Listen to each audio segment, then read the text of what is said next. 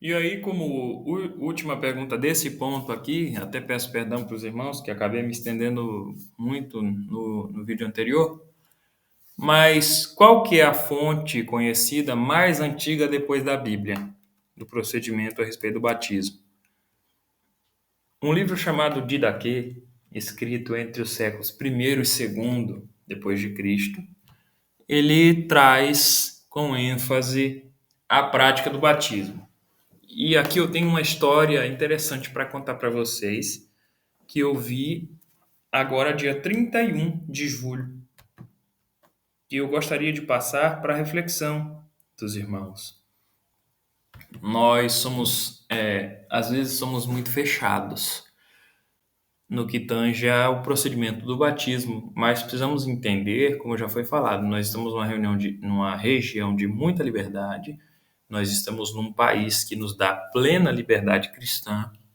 Então, aqui nós podemos fazer conforme o que é realmente ensinado. Porém, irmãos, existem países onde existe perseguição extrema, e para essa prática específica, nós precisamos olhar com o olhar de Cristo. Como que essas pessoas elas vivem? O que elas praticam? Como que elas cultuam a Deus? E aqui eu não estou falando de congregação cristã no Brasil, não. Eu falo do evangelho como um todo, a igreja como um todo. Como que funciona nos países de extrema perseguição? E por que eu estou dando esse início? Porque recentemente aconteceu um caso de um irmão, não sei de qual denominação, mas considero como irmão, porque penso que recebeu a fé. Ele foi batizado no Vietnã. O Vietnã é o 44º país de maior intensidade de perseguição contra os cristãos. E enxergando isso, irmãos, saiu uma notícia no canal Portas Abertas, que é uma agência missionária que ampara cristãos perseguidos no mundo. E esse cristão, ele foi batizado num banheiro no Vietnã. De que forma? Ele foi imergido, ele foi, como nós praticamos aqui, ele teve acesso a um tanque, ele teve acesso a um rio para que pudesse ser batizado? Não. Ele foi batizado secretamente num banheiro com um chuveiro. Ele não teve condição de ser imergido, mas o desejo dele de ser batizado era tão grande que os irmãos deram um jeito e entraram com ele no banheiro e batizaram ele com um chuveiro, com uma ducha. Eu faço a pergunta para os irmãos: nós temos condição de questionar esse batismo? Nós temos condição de julgar esse batismo? Nós temos condição de dizer que esse irmão não foi batizado da forma correta? Nós podemos exigir que esse irmão procure uma igreja bonita, como nós temos por aqui, de diversas denominações, templos e mais templos que existem no Brasil. Procurar uma igreja e ser batizado da forma que nós conhecemos aqui? Fica aí todos para reflexão. Mas a primeira demonstração, o primeiro exemplo de batismo, já nos primeiros séculos, tem um trecho na Didaquê, que foi um livro, como já dito, escrito no primeiro século, e foi um livro auxiliar para os crentes daquela época, quando estava sendo organizada a Bíblia, que é importante nós lembrarmos que a Bíblia, como nós conhecemos hoje, não foi sempre assim. A Bíblia é um conjunto de 66 livros escritos em cerca de 1.500 anos, né, numa trajetória de 1.500 anos, por pessoas diferentes e nos contextos mais diversos, mas que ela em si não tem contradição, ela não apresenta contradição.